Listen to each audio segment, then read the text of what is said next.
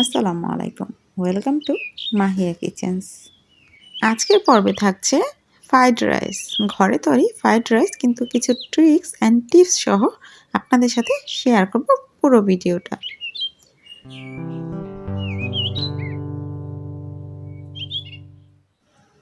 আজকে আমি vegetable fried rice রান্না করব।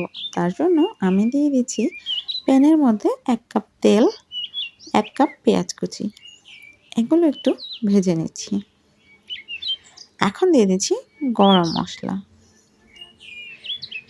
এলাচ, লং, দারচিনি, গোলমরিচ এইগুলোই দিয়েছি।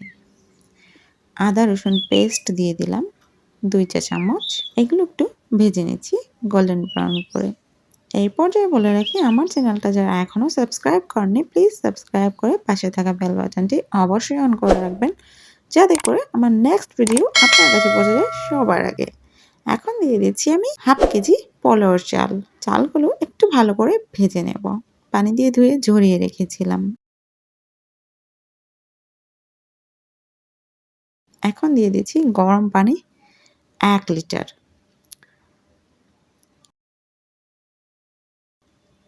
এখন ঢাকনা দিয়ে ঢেকে দিচ্ছি। দিয়ে দিচ্ছি কাঁচা মরিচ 7-8টার মতো। এখন দিয়ে দিব আমি ভেজিটেবল। আমি ভেজিটেবল নিয়েছি 3 আইটেমের। এইখানে আমি নিয়েছি ফুলকপি, নিয়েছি গাজর, নিয়েছি চায়না যে বরবটিটা আছে ওইটা। আপনারা আপনাদের ইচ্ছে অনুযায়ী সবজিগুলো দিতে পারেন। এইখানে আমি প্রত্যেকটা সবজি হাফ কাপ করে নিয়েছি। আপনারা কমিয়ে বাড়িয়েও নিতে পারবেন আপনাদের ইচ্ছে অনুযায়ী। এখন কিন্তু আমার পোলাওটা প্রায় শেষের দিকে, 80% আমার পোলাওটা হয়ে গেছে। এখন আমি ভেজিটেবল দিয়েছি যেন আমার ভেজিটেবলগুলো একেবারে গলে না যায়, সব কিছু যেন আস্তে আস্তে থাকে। এখন দিয়ে দিচ্ছি 1 চির লেবুর রস, এতে করে সুন্দর একটা ফ্লেভার অ্যাড হবে। এখন একটু উল্টে পাল্টে নেব। এতক্ষণ আমি দমে বসিয়ে রেখেছিলাম। এখন দেখুন আমার চালটা একেবারে পারফেক্টলি ফুটে গেছে আর আমার সবজিগুলো খুব ভালোভাবে সেদ্ধ হয়ে গেছে। আশা করছি দেখেই বুঝতে পারছেন যে আমার ফ্রাইড রাইসটা কতটা পারফেক্ট হয়েছে। লাস্টের দিকে দিয়ে দিচ্ছি ফ্লেভার অ্যাড হওয়ার জন্য কিছু কাঁচামরিচ। এখন দিয়ে দিব 2টা ডিম, আমি তেলের মধ্যে ছেড়ে দিয়ে ভেঙে ভেজে নিয়েছি। এখন দেখুন আমার ফ্রাইড রাইসটা কতটা আকর্ষণীয় লাগছে আর অনেক ফ্লেভারফুল ছিল, অনেক স্মেল বের হচ্ছিল। আমার বাসাটা একদম গন্ধে মমো করছিল। সেটা তো অবশ্যই ট্রাই না করলে বুঝতে পারবেন না।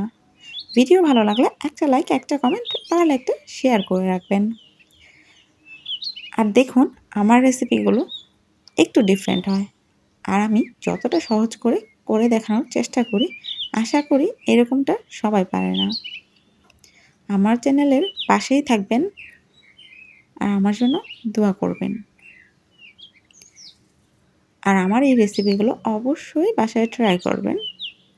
ইনশাআল্লাহ আপনাদের কাছে খারাপ লাগবে না। যে আপনার এই রেসিপিগুলো খাবে সে অবশ্যই আপনার ভক্ত হয়ে যাবে। সে সবসময় আপনার এই রেসিপির প্রশংসা করতে বাধ্য হবে। আজকের মতো এই পর্যন্তই। দেখা হবে নতুন কোনো ভিডিওতে। সবাই ভালো থাকবেন, আমার জন্য দোয়া করবেন। আসসালামু আলাইকুম, আল্লাহ হাফেজ।